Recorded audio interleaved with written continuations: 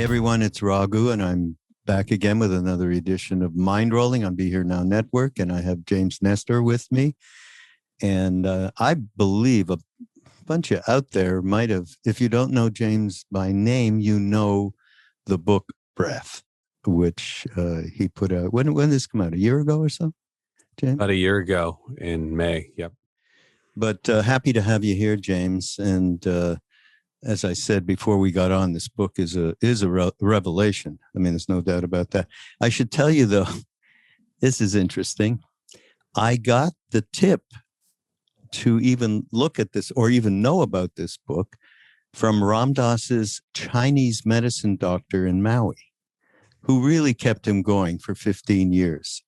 I called him because I had suddenly a little bit of an elevated blood pressure count. And I really respect him. Whenever I'm in Maui, I see him. His name is Malik Cotter. And he said, start breathing. Just do this simple thing. In breath and out breath, counting, as long as you can, from deep diaphragm, and do it for 5 minutes a few times a day. I'm telling you. And there's a book called Breath. Get it.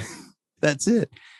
So I got the book and I started doing the exercise. The book was on a shelf because, I've got a lot of books that I'm trying to deal with. And it was another book. It was that kind of a thing. And then it was very invigorating in the beginning, but then I was falling off the regularity of it. And it just sort of dissipated. And then I'm passing by and I go, wait, that's Malik's book that he told me to read. So I picked it up and then I went, okay, hang on a second here. My whole perspective was completely unfocused, shall we say. And I reached out to your people representing you and said, hey, I would love to do a podcast here. This is something else. So that's how it all came about. Then as I started going through it, it's something that I really wanted to share with everybody who follows us on Be Here Now Network. So again, thank you. And that's the genesis of how I came, thank you, Malik. Well, thanks for having me. And I will just say that I had the same exact experience that you had, but years previously, because I had no experience in breath work. I had never written about breathing before. And so to find all this stuff out from one step to the other, to talk to one person leads you to the other, that's just what I did for more than 5 years. So that process of discovery, it's interesting to hear how you just had it, the short version, but yeah. That's exactly the journey that I was on while writing this as a journalist. Yeah. And you weren't feeling tip top, right? I mean, obviously it's in the book, but that did push you. Well, yeah, I was following everything that I thought was right. I was exercising constantly. I was surfing, doing martial arts, walking a lot, riding my bike, and I was sleeping 8 hours a night, but I wasn't breathing correctly. And I didn't know that. And I was having these constant respiratory issues. I was having pneumonia, mild pneumonia, year in and year out. And my doctor would give me a pack of antibiotics and say, you'll be fine. But after so many years, I said, something just feels a little off about this. And that's what really got me interested in this subject, was my own personal experience of having this thing that we carry around with us all day long, our entire lives. And yet few of us ever consider that we get most of our energy from our breath, that our breath dictates our heart rate in so many ways. And that it's, breathing is what feeds our body more than the food and drink we ingest. Yeah. And of course, many people who listen to this podcast and the other podcasts on Be Here Now Network around consciousness and are familiar with pranayama, and they're familiar with that practice enhancing our ability to assimilate molecules of consciousness, shall we say, and gradually move in a direction of becoming a little bit freer of the stuff that holds us down. and the way that you have integrated, as I also said before we got on, the reality that one is, of course, like what Malik said to me, start doing this breathing thing and you'll bring your blood pressure. Just a simple thing, completely on that level. And then years in the past number of years, I was seeing a teacher in India who very much emphasized pranayama. So it started to come, and that's the other side of it. So to grab these two pieces and have them have the realization of how integrated they are, and the way in which, of course, you point them out in the book, going back so far, and how from the Tibetans and were so, the whole idea of tumo, which is creating heat in the body to withstand being able to be in cold, is pretty amazing. Yeah, go ahead. These were just variations on the same theme that were developed in different cultures at different times, and they were named different things. But when you start breaking them down, which is what I did, I had all of these different pieces of paper on my office wall and was looking at what they were asking us to do. So much of pranayama has you breathe very vigorously and then hold your breath, or to breathe very slowly and then to breathe very vigorously. I mean, what is Kundalini breathing? That's exactly what it is. The same thing happens in Qigong, and the same thing happens in other breathing practices throughout the world. And so, I don't think it's a coincidence that all these cultures develop these different technologies of breathing. I think they did this through research and finding out what works. And what's great now is we have scientific instruments to measure what happens when you breathe in a certain way, measure what happens to your brain, to your heart, to your blood pressure, to your metabolism. And that's what's so exciting about all of this to me as a science journalist, is it's no longer just subjective. Hey, you breathe this way, you feel better. Okay, great. It's objective. We can see this with data. And if we're able to see something with data, we're able to use it across populations, which is exactly what's happening right now. Yeah, amazing. I guess we should get to the premise, although you touched on it, but just reading from your book, our capacity to breathe has changed through the long processes of human evolution. And the way we breathe has gotten markedly worse since the dawn of the industrial age. And that we'll go into that because that's amazing too. They discovered that 90% of us, very likely me, you, and almost everyone you know, is breathing incorrectly, and that this failure is either causing or aggravating a laundry list of chronic disease. Anybody out there need another reason to read this book? I mean, I can't more highly recommend it. And by the way, one great thing, James, is that at the end of the book, you put an appendix or something with practice. And, and I think you have some on your website, which we'll get that all into the show notes as well. But let's go back though to,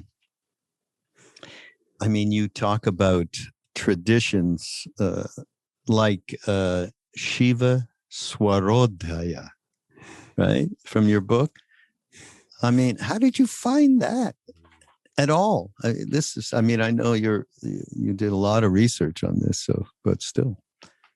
Well, I kept digging, and I thought I had this story pretty well figured out. So in nonfiction, what you do is submit a book proposal, which is about 50 or 60 pages, and that's what you sell to publishers. And they give you a little modicum of money, just enough to stay really hungry, to go out and write the book. So I did that. I spent 6 months on this proposal. And then once I got really deeply into this field of research, I had to throw everything out and start again. Once I realized that humans do not evolve in a straight line of progress. No life form evolves in a straight line of progress. Evolution is not about survival of the fittest or getting stronger and better every year, living longer. Look what's happened to our species in the past 300 years. So this is what I was told by biological anthropologists. I said, what are you talking about? I went to college, I learned about evolution. They're like, yeah, I think you learned just a small part of evolution, not the full story. So if you just taking, for instance, looking at the human mouth, what's happened to our mouths in 300 years, our ancestors had universally straight teeth. They had these huge sinus cavities. They had these huge jaws. They had these gorgeous prognathic faces. 90% of the population today has crooked teeth. Why do we have crooked teeth? Because our mouths have grown so small that our teeth no longer fit. Smaller mouth, more difficulty in breathing. So this is not controversial, and yet so few people have ever heard about it. All you have to do is look at ancient skulls, look at their mouths, look at their teeth, and then look in the mirror and see what you see. Because our ancestors didn't have their wisdom teeth taken out. They didn't need to. Their mouths were big enough. So once I realized that, I said, oh my God, there's this whole other story here that I need to start digging into. And that's what I did for several years. Yeah, before we get into the Shiva Swarodaya, since you talked about this change that's gone on through basically, actually, you start with farming, when farming changed everything, right? And it changed how the way that people ate.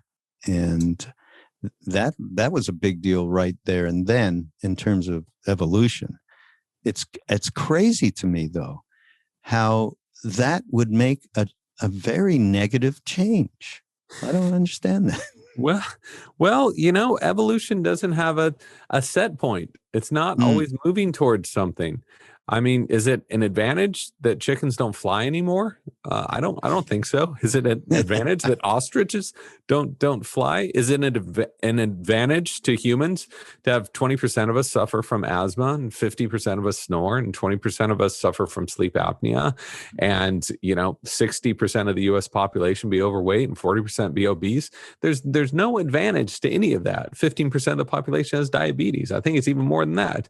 So that is not going to allow us to exist longer and to be stronger and better. Lifespan, actually, a few years ago, was decreasing. Even with all the latest medical advancements, lifespan was starting to decrease. So, this sounds controversial right at the beginning, but all you have to do is open up an anthropology book, open up a book on evolution, what evolution really is, how it really functions. And it's all clearly placed there. We've been force-fed this survival of the fittest, Darwinism, tied into capitalism for some reason.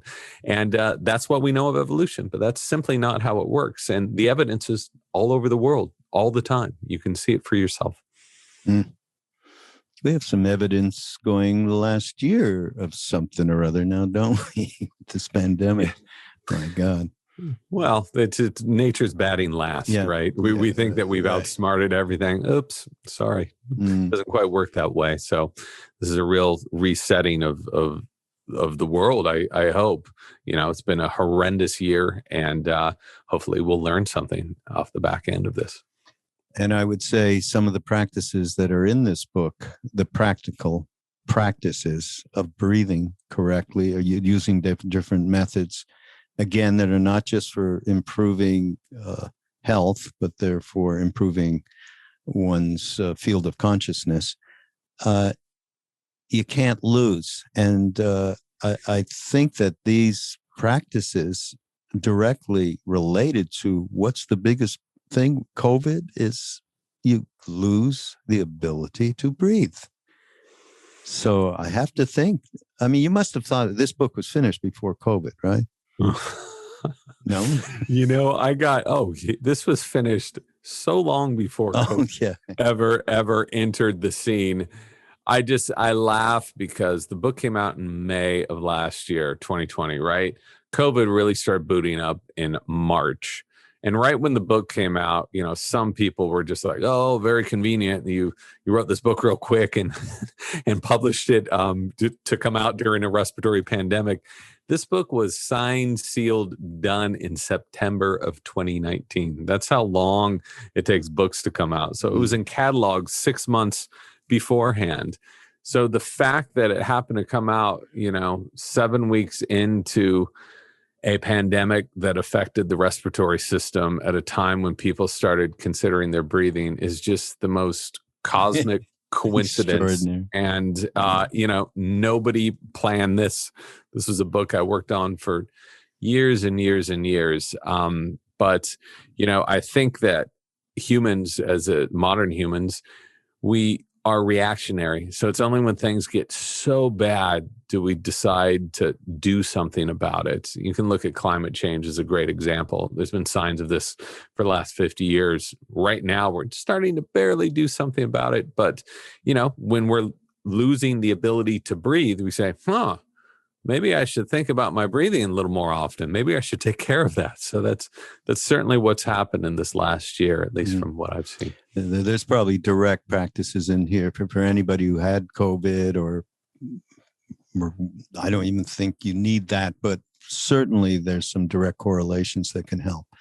So, yeah, the great thing is that so many doctors right now, there's an organization called Stasis, which is formed by a bunch of doctors and other people in the medical community to educate doctors on patients who have COVID, how to breathe during COVID, because they noticed something with the vast majority of people who were suffering from extreme symptoms of COVID. Their breathing was completely messed up. And it was probably messed up before they even got it. So we know that breathing practices can have a significant impact to help your recovery with COVID. I'm not saying they're going to do everything for you. I would never say that, but they can only help. You lose your ability to engage your diaphragm when you're on a ventilator, okay? You lose like 50% of your muscle mass after a week. You need to restore that. Antibiotics aren't the only things you need. You need to restore the pathway through which you bring in air, because we get most of our energy for air. So it seems so simple, and yet this is not something the larger medical community has been considering is how we breathe. They've been considering that we're breathing. As long as you're breathing, you're okay. But it's right. How you breathe. Yeah. So although you, of course, did a lot of scholarly work here, you also went into the field, and we love stories here. And this part of the book is like, boy, you could have a movie just around this part. It's macabre and it's haunted. It's going to Paris. Can you tell that story? Because after you went through this whole thing and realized, okay, this change over the last 300 years of people and how their physiognomy, is that the right word? Changed. Their jaws changed. Their whole everything changed in that sphere of time to create some really bad problems. When you talk about what people looked like in the industrial age in terms of their crooked jaws and, Dickinsonian kind of stuff that you would see in one of those dark movies. So you went to Paris.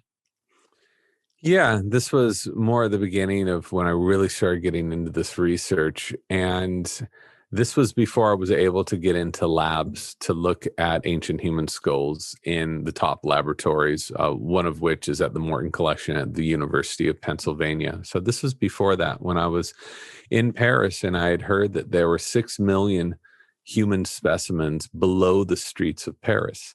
Some people might know what I'm talking about. It's called the Catacombs. That's the sanctioned tour for tourists. But there are about 170 other miles of quarries beneath the streets of Paris. That's how they dug up all that limestone. They dug up the stone from 60 feet below and then brought it up, and that's what they built the Louvre with. That's what they built the Arc de Triomphe with, and so with all the dead people, anyone who died in Paris, they would go and put them down in these quarries. So there were no guides down there. It was illegal to be down there, but I happened to find some people to take me down, and there's just millions of skulls. And so millions of skulls. And so you're able to see specifically the one spot where we went to was these were skulls from people who died during a cholera epidemic in the late 1800s. And so we were able to look at their jaws, to look at their mouths, look at their faces. And this was right at the height of industrialization in Europe, where people just started eating processed foods. And within a single generation, mouths shrunk, sinus cavities shrunk, faces started changing. So you could see that very, very easily in the skulls.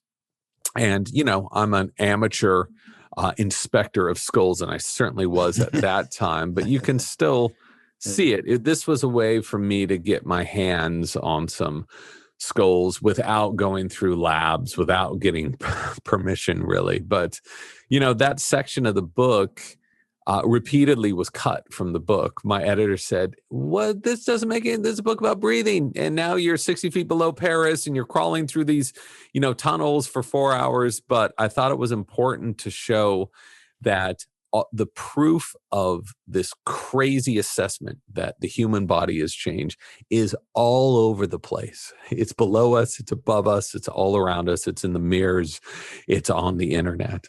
So it was a way for me to personally experience what I have been hearing from so many of these experts.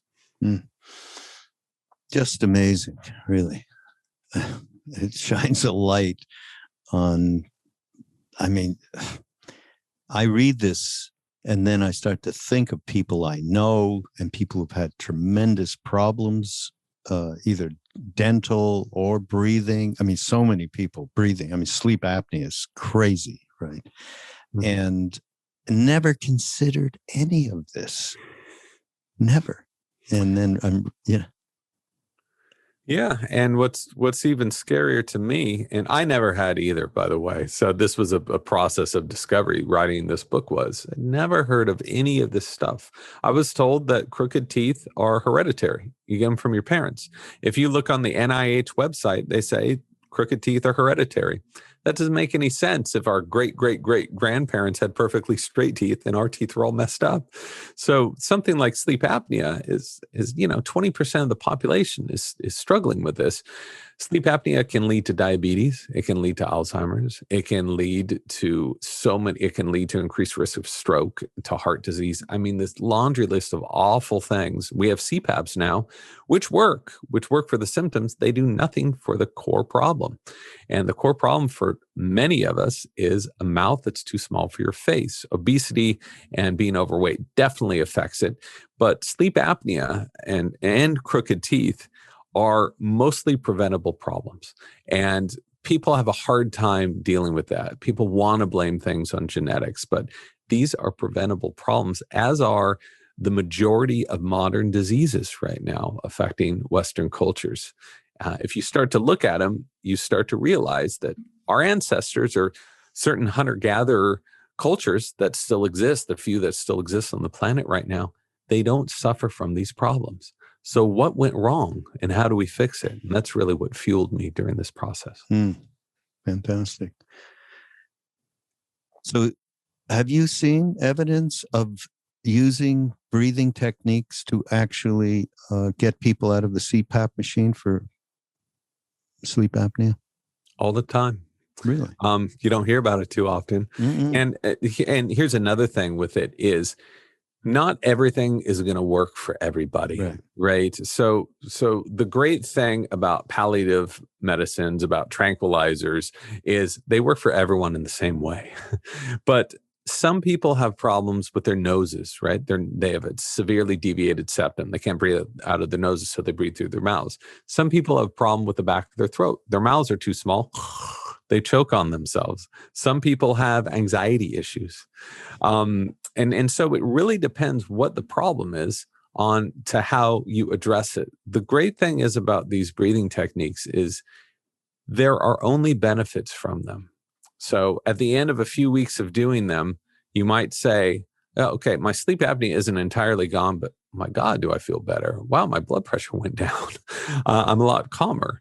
But to your point, there is a huge upturning right now in sleep medicine, looking at breathing and looking at how just the way you breathe affects your incidence of the apnea hypopnea index, your AHI, which anyone with the sleep apnea will know about this. And I'm talking with the University of Penn in a couple of weeks. I talked with the Yale and Harvard sleep medicine departments. I talked with Stanford. So this stuff is very hot now because people are looking for real answers. They're not just, they don't want to wear this terrestrial, scuba mask every single night. They want to understand the core problem. And a lot of that information that I've found has just been, I won't say covered up, but it's been clouded over by so many other interventions. And I think if you look at the core problem and address the core problem, you're going to have a much better, more durable way of dealing with this issue in the future. And by the way, everybody, of course, we're going to have all this information in the show notes, links to James, not just the book, his website, where there is you leading some of these breathing practices.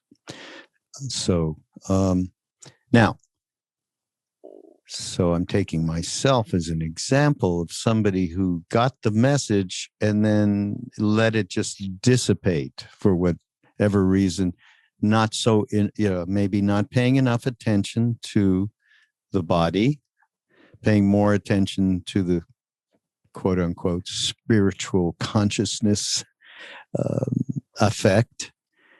And then I get the book and something just went like this, James. And it was what I needed to hear to actually start to become more serious about putting this stuff into effect.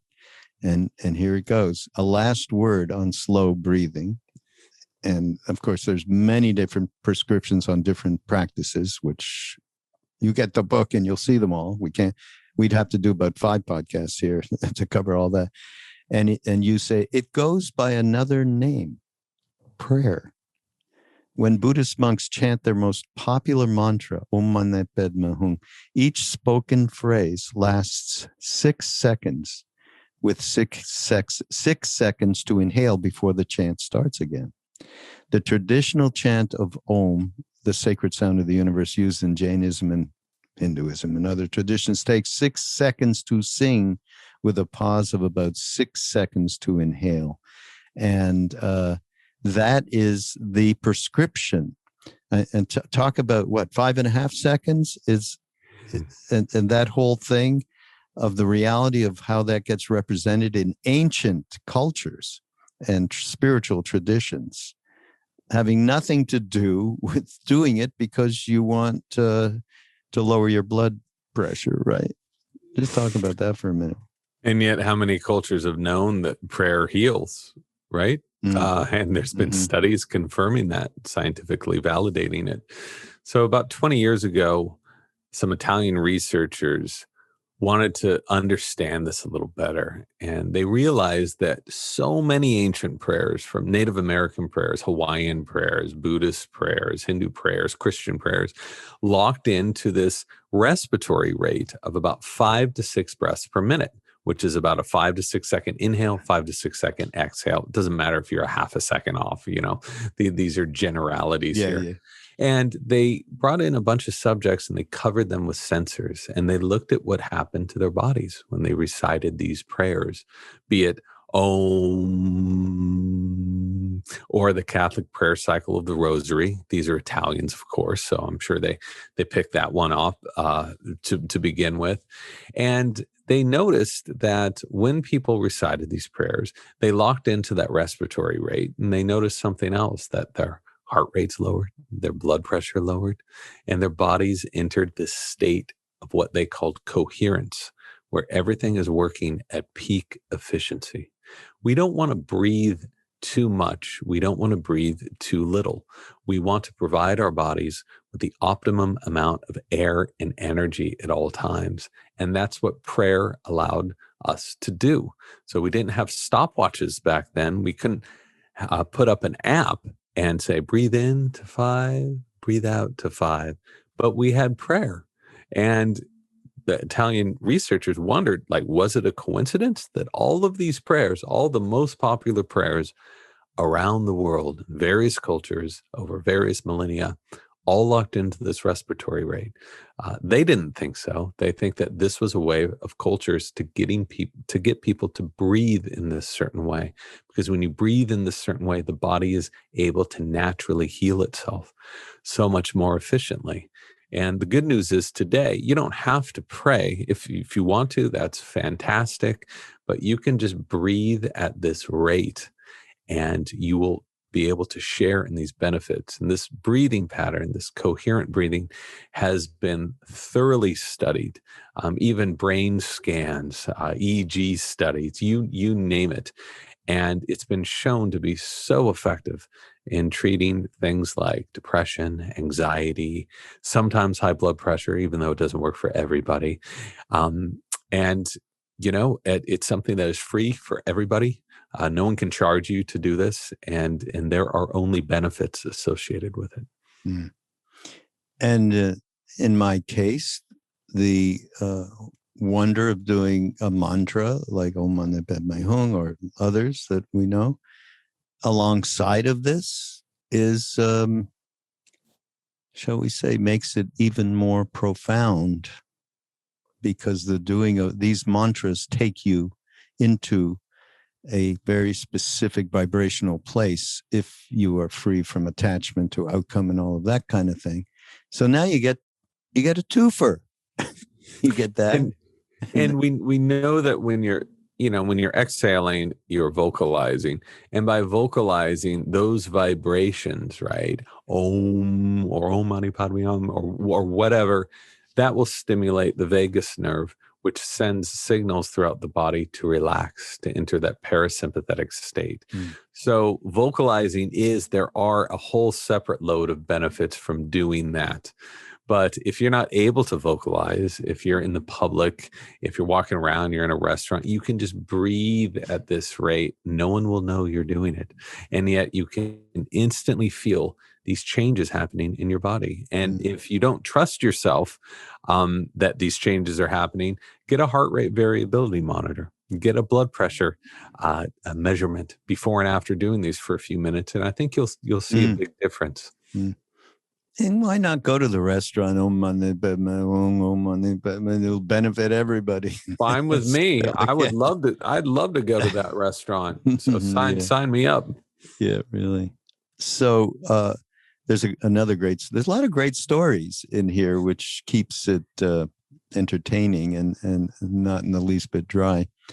But in the 30s, so there's a man named Kelder, right?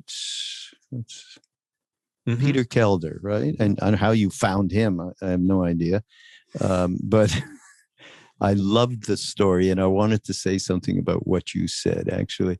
Do you want to tell the story of Kelder with Colonel Bradford? Sure. So this was somebody who was sitting on a park bench in LA, and this colonel came up, and he was very old. And this was in the 30s, I believe. He's very old. And this colonel was a British colonel, and he had just come back from India and said, "Hey, I'm very old. My body's falling apart, but I've heard of this place that there's these monasteries, and they can teach you these methods of regaining your youth. It's like this Shangri-La place." And so Kelder was just like, "Whatever, dude." So the guy hobbled off and came back 4 years later, and he looked completely reborn. Like his hair color had changed. He wasn't limping anymore. He looked 20 years younger.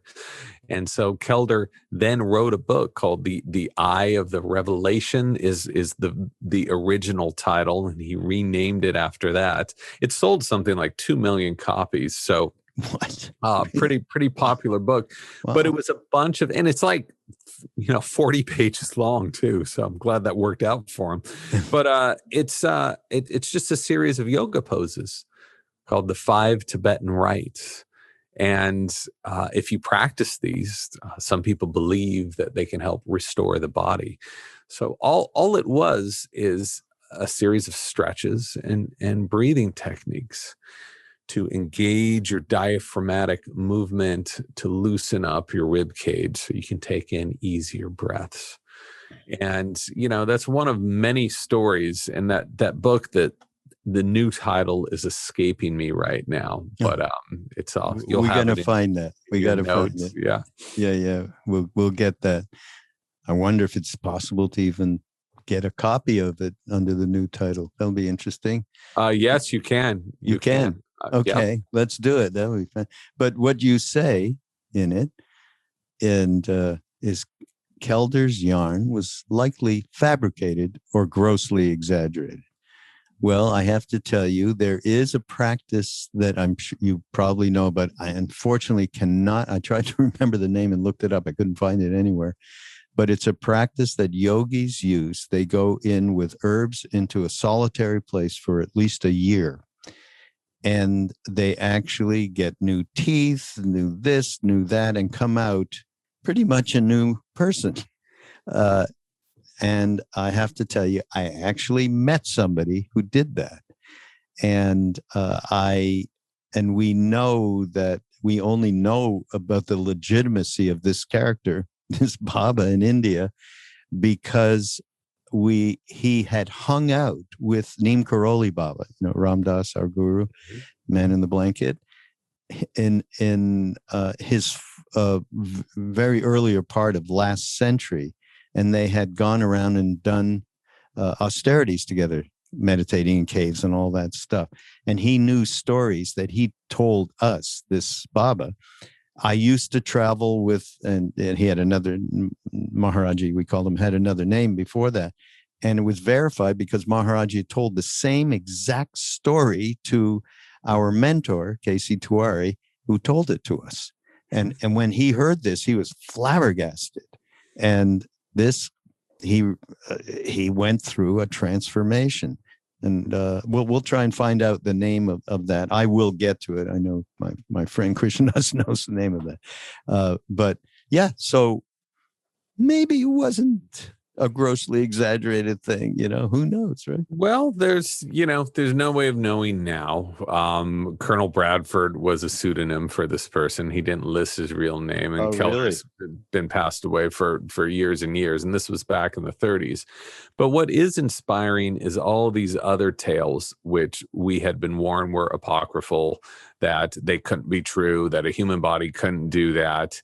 We found out that they are true and that humans can do this. Tumo is a great example. The concept that you can sit in the snow for 8 hours at a time and melt a circle around yourself. This is what Buddhist monks had to do in the coldest nights of winters as part of their training. And they had been doing this for thousands of years. But when Westerners went out there and came back in the 60s, said there's these monks and they can heat their bodies up and they don't wear anything. They sit in the snow. Like, no scientists believe this. Nobody would believe this until a scientist went out there, a scientist from Harvard named Benson, Herbert Benson. Right? Yes. Yeah. And found out that these monks were not able only to do that. They were able to decrease their metabolic rates by 60%. Well below someone in a coma, and heat themselves up simultaneously. What is the scientific explanation for that we have? Zero. We still don't know how they're able to do it. And yet we know that they can do this, and breathing is an essential part of this process. So that's where I think things get very interesting, where you can measure the effects of these things, but still you hit this wall in our limited understanding of how the body really works, of how the universe really works, of how nature really works. And that's where science and measurements, to me, really get fascinating. That's the area I try to plumb into as much as I can. Yeah, His Holiness the Dalai Lama, of course, has been working with the likes of Richie Davidson and others, our friend Danny Goleman, and exactly to show the substantiality of what they have learned over these years, where there was nothing else of interest except going inside and knowing what's this all about? And the fact is that these things are being proven out. I mean, I love the thing. There's one Lama named Mingyur Rinpoche. I'm not sure if you know who he is. Yeah, you know who he is. And he was the first that they experimented on using all of the scientific measurement stuff. And they, this is so great. I mean, he had been practicing meditation for a long time, but he was relatively young he's not much more than, 45, 6, 7 at this point. And this is at least 10 to 15 years ago when they did those first tests. And they said, okay, get into a compassionate moment. And they figured, okay, well, he's got to go in and just relax, use breath, whatever he might be. Instantly, they looked at it and they went, oh my God, he's just instantly did that. So the capability that is being proven that we have, and through these amazing beings, these Tibetan monks in particular, is extraordinary. And and you of course point this out as you just did. And then, but the interesting, so you bring in the whole Tumo thing, inner fire breathing, and you talk about Naropa, right? The sage who was elemental to what Tibetan Buddhism is today, and going through, and Herbert Benson doing all of that work he did to verify this stuff, all the way to Wim Hof. And I'm supposing, and you went into that, talk about Wim Hof and the way that he is using some of the stuff that we're talking about, and how it relates to sort of a more modern take on it, right? Well, Wim is just another person in the long lineage of people who have been able to use their breath to do quote unquote impossible things. And if Wim were around 200 years ago and we were reading stories about his feats, nobody would believe it. I mean, this is just what's happened time and time again. The great thing about Wim is he is living right now in the modern age, and we have videotape and we have audio and we have scientific measurements.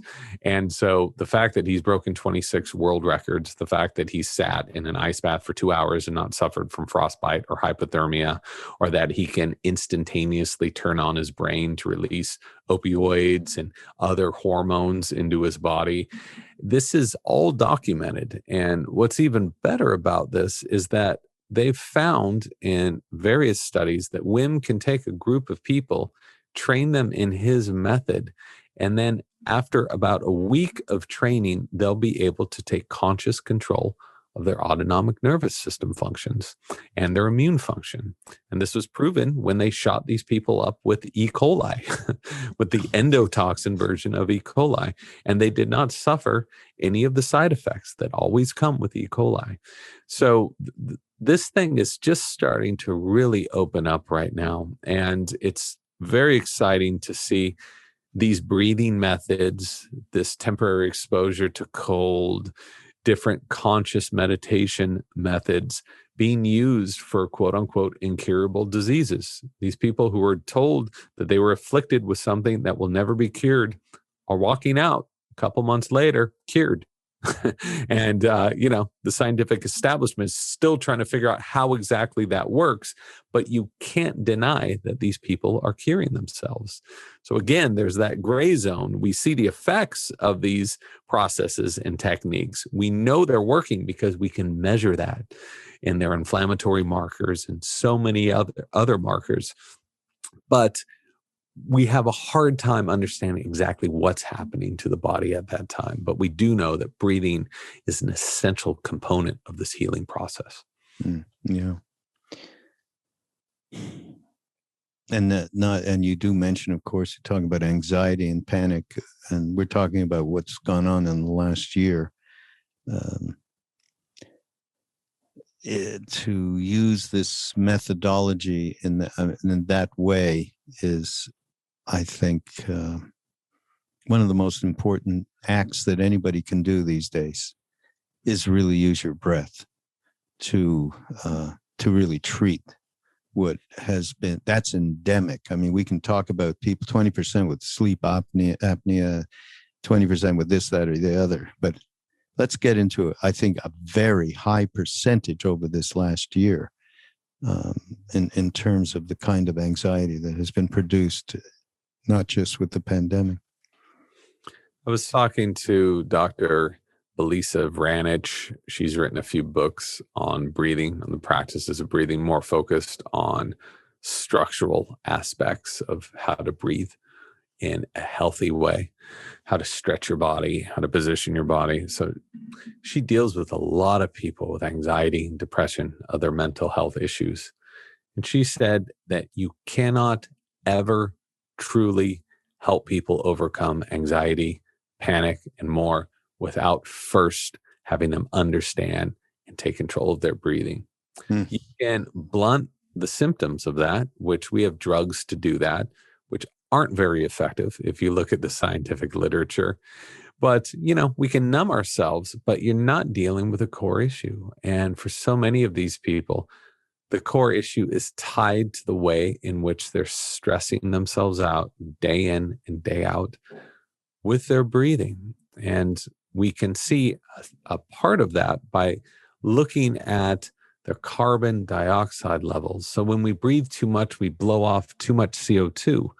And populations of people with asthma, with panic, depression, even anorexia, traditionally have very low CO2 levels because they're breathing way too much and they're breathing through their mouth.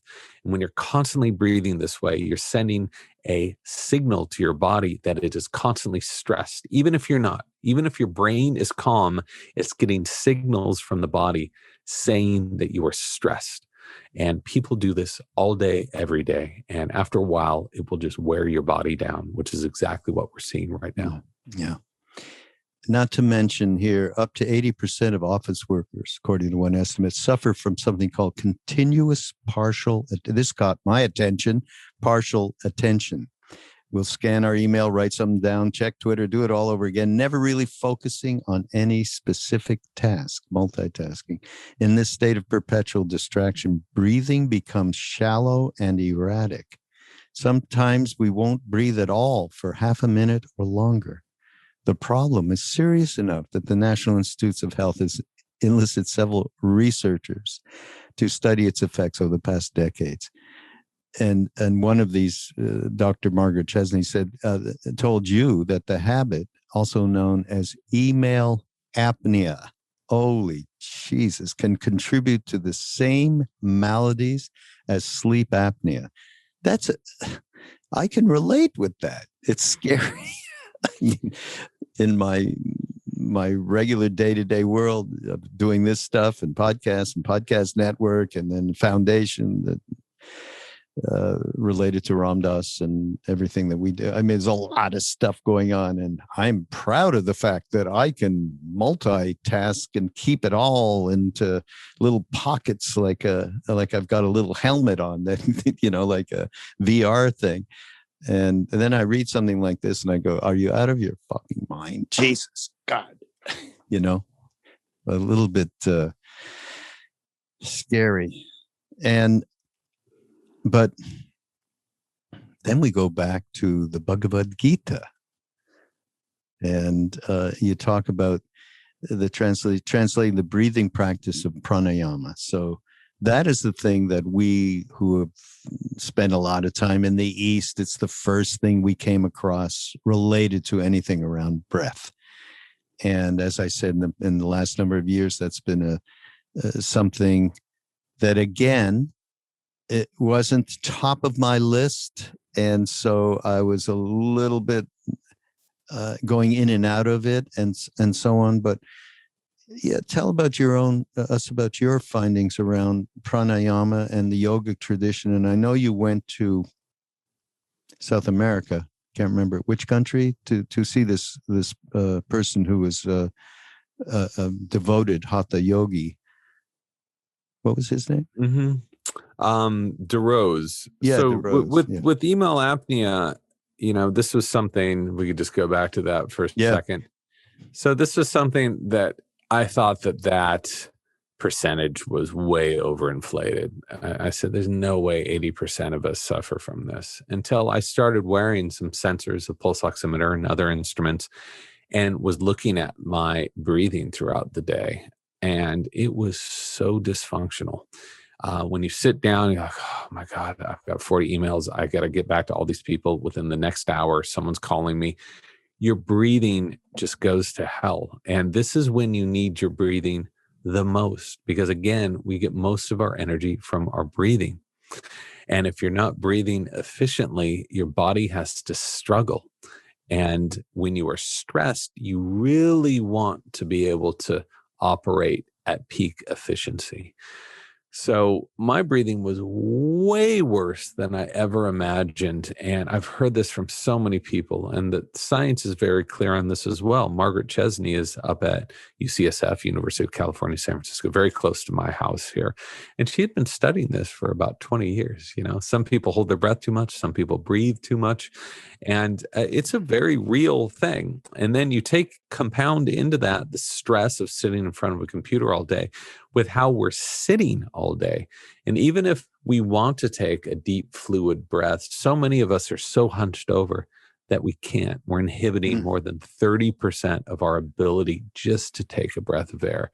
So all of this, along with the anatomical changes that have occurred to our mouths and faces, is really created a perfect storm of chronically terrible breathing across the board. Even if you're an athlete, you're like, oh, I'm a perfect BMI and I'm super fit. These people can suffer from terrible breathing problems, which will wear themselves down. If you look at weightlifters, even you think this guy's the pinnacle of health. He's all oiled up, lifting weights, super strong.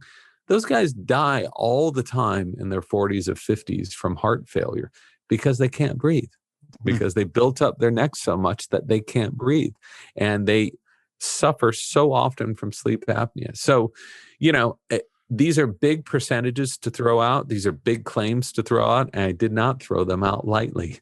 I did the research, and this is what the leaders in the field have told me. And all you have to do is look at the percentages of breathing pathologies and problems out there, and you can see it for yourself. So luckily, the ancients were onto this stuff for thousands of years. They knew of the importance of breathing, whether in Hinduism or Buddhism or Catholicism. I mean, whatever have you. And so that was fun to go and dig up some of that stuff and talk to people. DeRose was one person who's done an incredible amount of research in this work. I went to India. This was years and years ago. I didn't find much. I'll be honest. A lot of Indians don't know what pranayama is.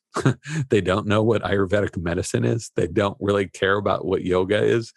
And so it seems a bit ironic, but I went to Brazil, to somebody who's spent 30, 40 years digging through ancient texts to try to unearth the original yoga. And that's what he believes he has put together. Does he have a book or anything, DeRose? There's tons of books. They're all in Portuguese. Really? Some of them are getting translated into English now. Fascinating guy, because he did not set out to look up this research for any specific reason. He just kept finding holes in the versions of yoga and pranayama that we've been taught in yoga classes. He said, all this stuff is new. Vinyasa flow, which I'm sure a lot of people do. I certainly do. That's 100 years old. And we accept that as this ancient practice of yoga. It's not. So DeRose wanted to find the original yoga, and the original yoga that started something like 5,000 years ago was a technology of breathing. That's it. There were no moves.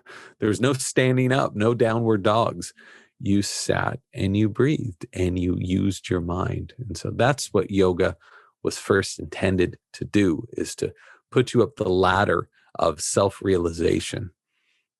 But didn't he at some point, there were postures, but they would get into the posture for a very long time using breath? Is that not?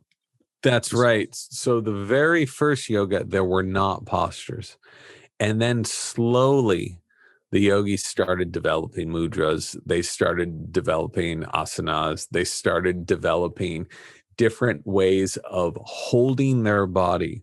So the postures were originally meant to be held for an excruciatingly long time. Because when you're holding your posture like this, with your arm over your head, and you're breathing slowly, you are expanding your lung capacity, right? And so you're allowing yourself to breathe more easily. And that's what the DeRose method, he calls it.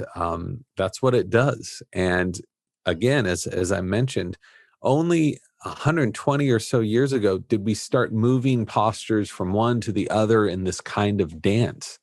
That's not the original yoga. So it's just interesting that that original traditional yoga had been around for thousands and thousands and thousands of years and practiced in pretty much the same way throughout much of that time.